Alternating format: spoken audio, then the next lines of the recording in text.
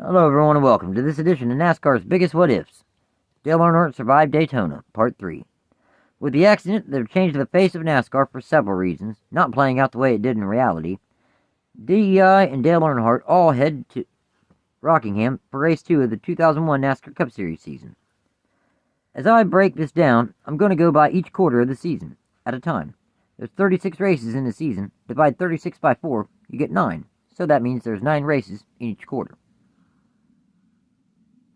His first quarter is from Daytona to Talladega in the spring. Earnhardt was strong, sitting on the pole and leading the most laps, on his way to finishing third. In his first 9 races, he scored 3 poles, 1 win, 5 top 5s, and 5 top 10s.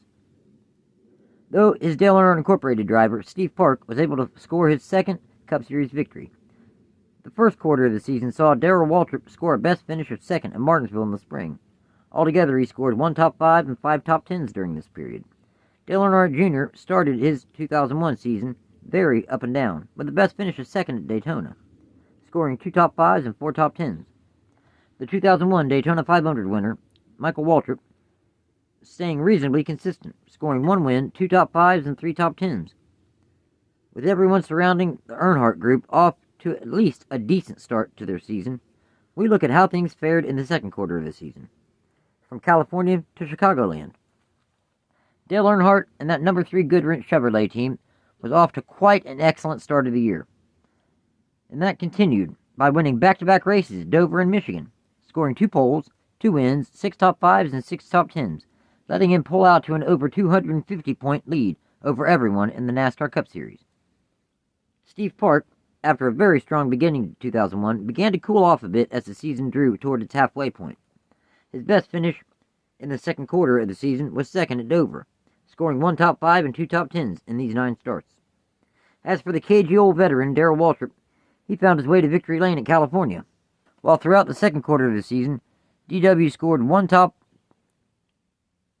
win, 3 top 5s, and 4 top 10s. Dale Jr.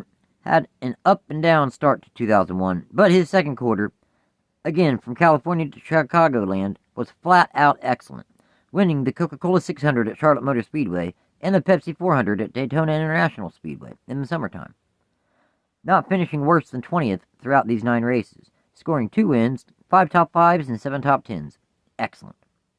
Then there was the 15 Napa Auto Parts Chevrolet with Michael Waltrip behind the wheel. They looked pretty solid, honestly, with the best finish of second at Daytona in the summer. During the second quarter of the 2001 Cup Series season, Michael Waltrip scored 1 top 5 and 4 top 10s. The excellent first half of 2001 continued for Earnhardt Sr., as in the third quarter of the season, he would win his second career Brickyard 400 and also take the win at Watkins Glen, scoring 1 pole, 2 wins, 6 top 5s, and 8 top 10s, continuing to pull away the NASCAR Cup Series point standings. Steve Park, already having the strongest season of his Cup Series career in 2001, only made 6 more starts in 2001, before he would be injured severely following a freak accident during a Busch Series race at Darlington, when his steering wheel would come off during a caution period, causing Park to veer hard left, and Larry Foyt struck him going about 125 miles an hour. And Park, he was only moving maybe 2 or 3 miles an hour.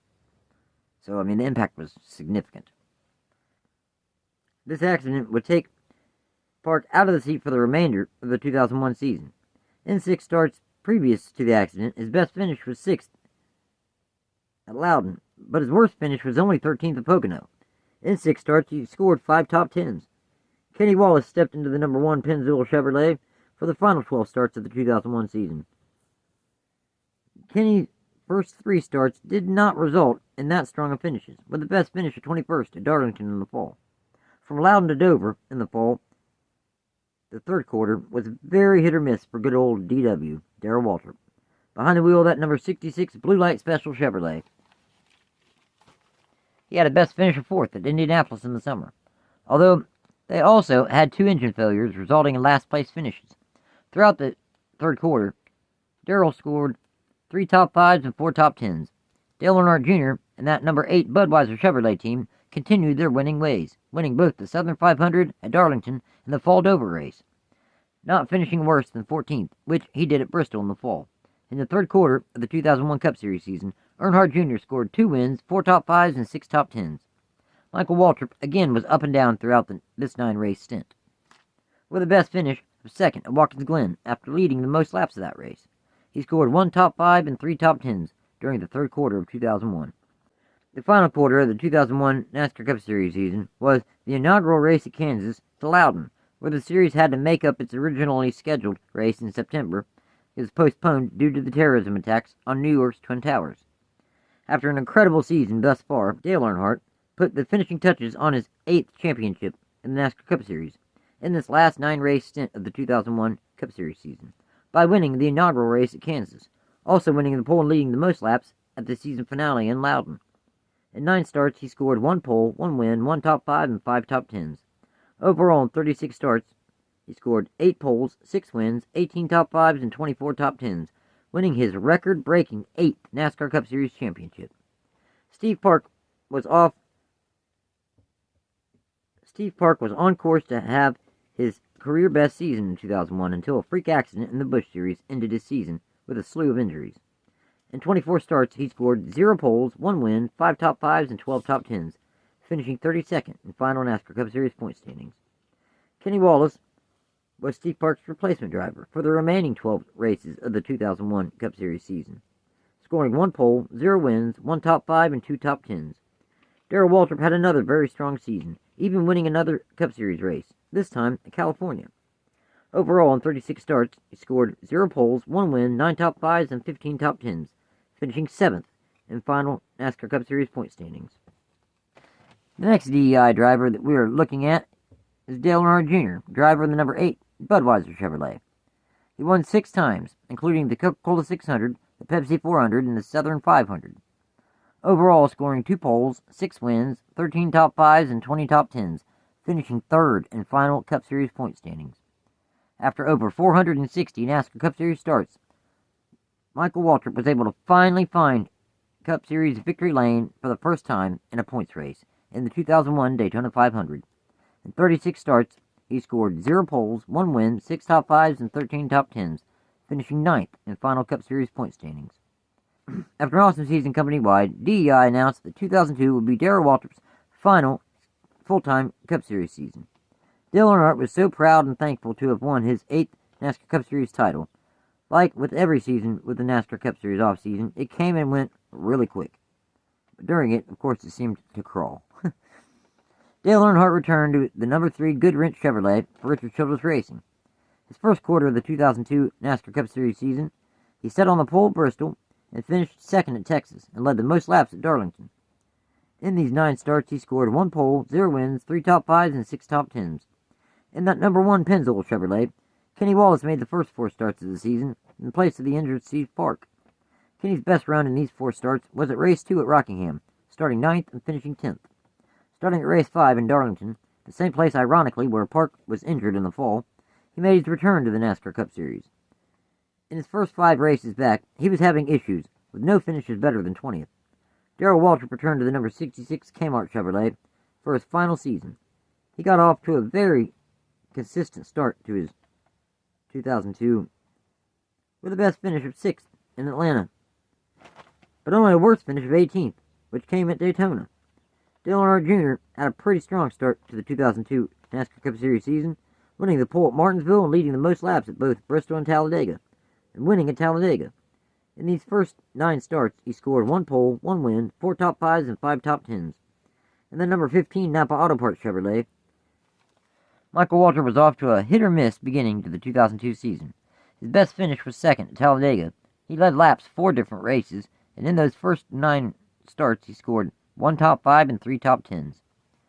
Quarter 2 of the 2002 Cup Series season, from California to Chicagoland, again Dale Earnhardt continued to have a solid performance, with the best finish in these 9 races of 2nd at Chicagoland.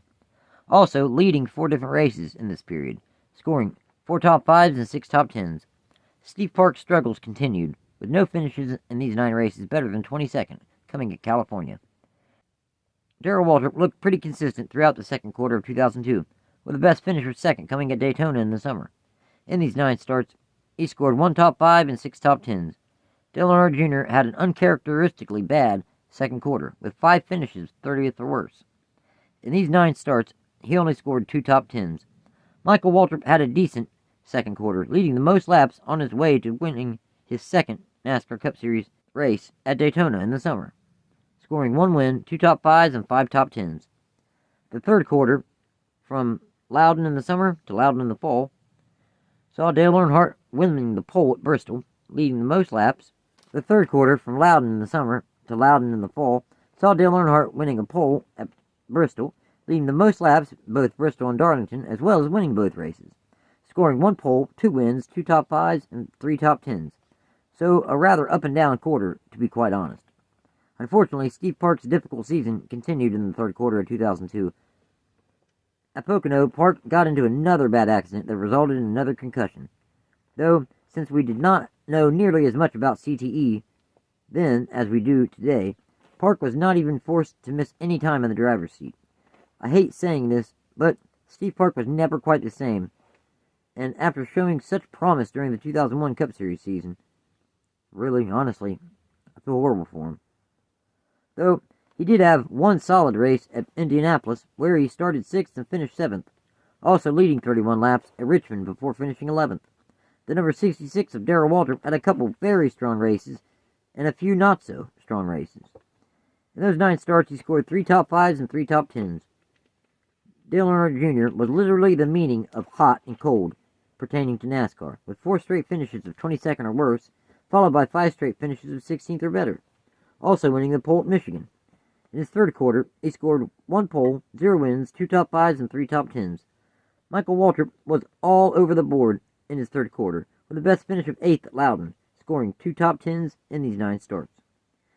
As the NASCAR Cup Series began to wrap up its 2002 season, they ran the series' fourth quarter, from Dover to Homestead. Dale Earnhardt would finish out the season strong by winning at Kansas after leading the most laps, scoring 1 win, 5 top 5s, and 6 top 10s. Overall, Dale Earnhardt scored 2 poles, 3 wins, 14 top 5s, and 21 top 10s in 36 starts, finishing 4th in final NASCAR Cup Series point standings. Steve Park had several top 20 finishes, and even a top 10 finish at Talladega, 6th, though only scoring 1 top 10 in the final quarter of the 2002 Cup Series season. Overall, Park scored 2 top 10s in 32 starts throughout 2002. Kenny Wallace, he scored 1 top 10 in 4 starts. Darrell Waltrip had another solid season in the Cup Series in 2002, in his final full-time season. He won the pole at Dover, and also won the race at Martinsville, scoring 1 pole, 1 win, 4 top 5s, and 4 top 10s. Overall, scoring 1 pole, 1 win, 8 top 5s, and 19 top 10s, finishing 7th in final NASCAR Cup Series point standings. Dale Earnhardt Jr. had a solid finish to the season, winning a pole at Kansas and leading the most laps en route to victory at Talladega, scoring 1 pole, 1 win, 4 top 5s, and 6 top 10s. Overall, scoring 3 poles, 2 wins, 9 top 5s, and 6 top 10s, finishing 10th in final NASCAR Cup Series point standings. Michael Waltrip's fourth quarter was reasonably consistent, with only 1 finish outside the top 20. His best finish was 3rd at Homestead, scoring 1 top 5 and 2 top 10s. Overall, scoring 1 win, 5 top 5s, and 12 top 10s, finishing 14th in final Cup Series point standings.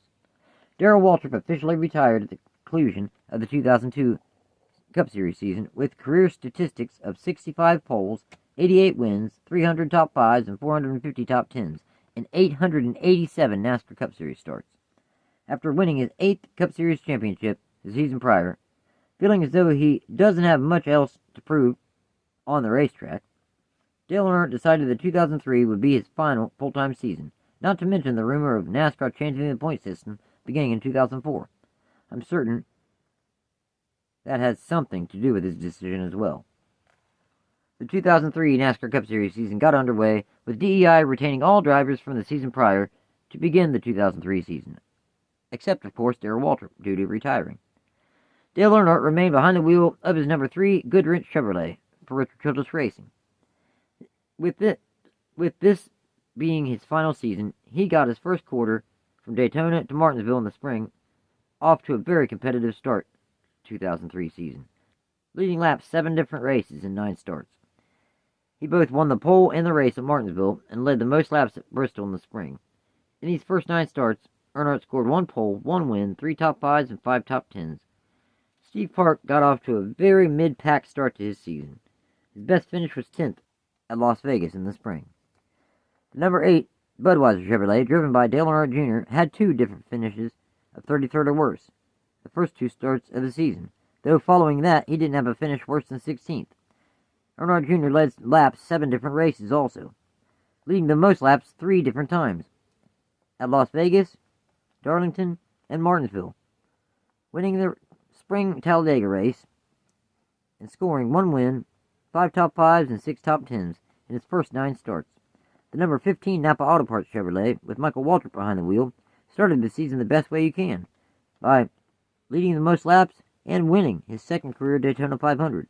In his first quarter, Waltrip scored 1 win, 3 top 5s, and 3 top 10s. California to Chicagoland made up quarter 2 for the NASCAR Cup Series. Dale Earnhardt wasn't that flashy during this period, though he was rather consistent. He never finished worse than 16th, with the best finish was second twice, at Dover in the spring and Sonoma in the summer. Earnhardt scored 4 top 5s and 5 top 10s. After being DEI's first full-time NASCAR Cup Series driver, Steve Park, following several injuries, was released from his contract following the Coca-Cola 600, race 12, at Charlotte Motor Speedway. In Park's final 3 starts for the team, his best start was first at California in the spring. His best finish was 19th at Charlotte in the spring. Jeff Green replaced Park in the number 1 Pennzoil Chevrolet temporarily, everywhere except on the road courses, where Ron Fellows would drive the number 1 Chevrolet. Green did not get off to the best of starts, that number 1, with a best finish of 16th at Chicagoland. Ron Fellows had an excellent race at Sonoma, starting 3rd, leading 21 laps and finishing 7th. Now, on the other side of DEI, it looked a little bit stronger, with the number 8, Dale Earnhardt Jr., again making sure he took advantage of NASCAR's point system at the time. Any driver to lead a lap got 5 points, and any driver to lead the most laps gets 10 bonus points. Earnhardt Jr. led 5 more races in his second quarter. His best finish was 3rd at Richmond, and he scored 2 top 5s and 5 top 10s. Michael Waltrip looked uncharacteristically consistent, finishing 18th or better every single start in this 9-race stint. Waltrip's best finish was 5th twice at Chicagoland and Michigan, scoring 2 top 5s and 4 top 10s. The Cup Series season 3rd quarter runs from Loudon in the summer to Loudon in the fall. As his career was drawing to its close, Dale Earnhardt had gotten on a string of bad finishes, with 6 finishes of 24th or worse, though he did score 2 poles, coming to Watkins Glen and Bristol in the fall, also leading the most laps at Bristol and Richmond in the fall, scoring 1 top 5 and 2 top 10s. Dale Earnhardt Incorporated's original first full-time Cup Series team, that number 1 Pennzoil Chevrolet, had fallen on hard times, part and due to the fact that their driver, Steve Park, had gotten injured several times and was still having issues as far as CTE is concerned. Ron Fellows ran the Watkins Glen race. He started 18th and finished 38th. John Andretti took over the number 1 Pennzoil Chevrolet, starting at Richmond in the fall. Jeff Green's best finish was 12th at Loudon in the fall. Dale Earnhardt Jr. again showed he was capable of winning his first NASCAR Cup Series championship. His best finish was 3rd twice at Pocono and Watkins Glen, a regular sight at the front of the pack in that iconic number 8 Budweiser Chevrolet. Earnhardt Jr. led 6 different times, with only 2 finishes worse than 25th, scoring 2 top 5s and 3 top 10s. Michael Waltrip had a bad 3rd quarter, with all but 1 race ending in 24th or worse finishes. He did win the pole at Watkins Glen, and his best overall race was at Pocono, where he started 17th, led 18 laps, and finished 4th. At last, the 4th quarter of the 2003 NASCAR Cup Series season, from Dover to Homestead, Dale Earnhardt went on a tear throughout his final quarter of the NASCAR Cup Series season. He sat on the pole and led the most laps and won the race at Martinsville in the fall, also winning the Atlanta race the following week.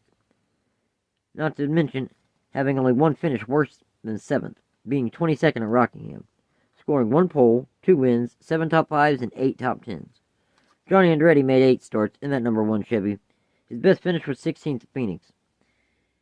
He really wasn't having a very strong run at all. Jason Keller, he made 1 start in that number 1 Pennzoil Chevrolet at Talladega, starting 43rd and finishing 26th. Dale Earnhardt Jr. wrapped up his 2003 NASCAR Cup Series season, having a decent fourth quarter by winning at Phoenix, leading laps in 6 different races, and scoring 1 win, 3 top 5s, and 5 top 10s. Michael Waltrip did not have a very solid quarter on a lot of levels, though DEI and their super speedway program was on point during this time, allowing Michael the opportunity to be able to run up front and show his talent. And in fact, he won the fall race at Talladega. Otherwise, he didn't finish better than 14th for all but Phoenix. Michael Waltrip finished 5th at Phoenix, scoring 1 win, 2 top 5s, and 2 top 10s. The 2003 NASCAR Cup Series season finished, and Dale Earnhardt officially retired from active stock car racing, with a record-setting 8 NASCAR Cup Series championships. His statistics throughout his career overall was 35 poles, 88 wins, 327 top 5s, 492 top 10s, and 783 NASCAR Cup Series starts. Now, in that number 1 Pennzoil team did not have a good season, really much at all. Original driver Steve Park was released following race 12, the Coca-Cola 600 in Charlotte. Park's best finish was 10th at Las Vegas. Jeff Green made 11 starts in the number 1. His best finish was 16th at Chicagoland. Ron Fellows made 2 starts at both the road courses. He had an awesome run at Sonoma, starting 3rd, leading 21 laps and finishing 7th. Jason Keller, he made 1 start at Talladega in the fall, starting 43rd and finishing 26th. John Andretti made the remaining 11 starts of the season. His best overall race was at Loudon in the fall, starting 16th and finishing 12th. That number 8 Budweiser Chevrolet team, with Dale Earnhardt Jr. behind the wheel, had a pretty strong season in 2003, winning at Phoenix, and he led 7 different races. He scored 0 poles, 2 wins, 15 top 5s, and 21 top 10s, finishing 3rd in final Cup Series point standings. Last, but certainly not least, the number 15 Napa Auto Parts Chevrolet with Michael Waltrip behind the wheel once again. Overall, the team had some really bright spots, but then throughout the season, other issues would hinder his efforts. Wrecks, mechanical failures, the typical NASCAR things. Though, he did lead the most laps on his way to winning his 2nd Daytona 500. Later in the season, Waltrip also won the fall race at Talladega. Overall, in 2003, he scored 2 wins, 8 top 5s, and 12 top 10s, finishing 15th in final NASCAR Cup Series point standings. With Dale Earnhardt now retired and able to focus now on building up DEI and trying to help NASCAR continue to grow, not to mention he wants to help build his son Dale Earnhardt Jr.'s racing career up. So how will DEI fare with a more hands-on approach by Dale Earnhardt? What tragedy has to happen to help continue to push NASCAR on the driver safety side of things? Who do you think will join DEI, since it appears the team will more than likely be around for a while? Be sure to check out Part 4 for the answers to all of these questions. Thank you for watching Part 3 of NASCAR's Biggest What If's, Dale Survived Daytona, Part 3.